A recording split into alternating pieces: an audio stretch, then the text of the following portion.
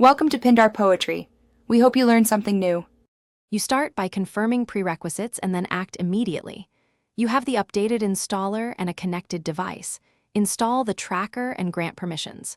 Once done, sync device clocks and enable required services so timestamps align. Make sure to back up existing datasets before importing anything new. This preserves history.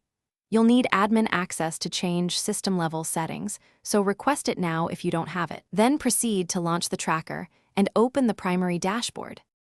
You now configure the core workflow step by step. Begin by mapping incoming fields to tracker schema and validate with a small sample to catch mismatches early. Next, define rules, filters, and alert thresholds so only relevant events trigger actions. Adjust retention settings to meet storage budgets. Then create user roles and API keys. Test permissions with a sandbox account to confirm read/write behavior. Once validated, enable automated ingestion and monitor the You finish by running the full import and watching logs and performance metrics closely. Once the initial load completes, enable scheduled exports and reporting to downstream systems and verify delivery to recipients.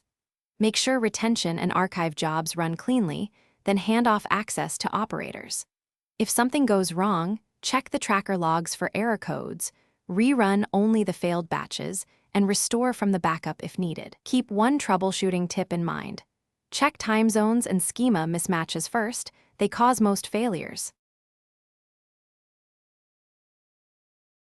Thanks for watching. Consider subscribing if we helped you.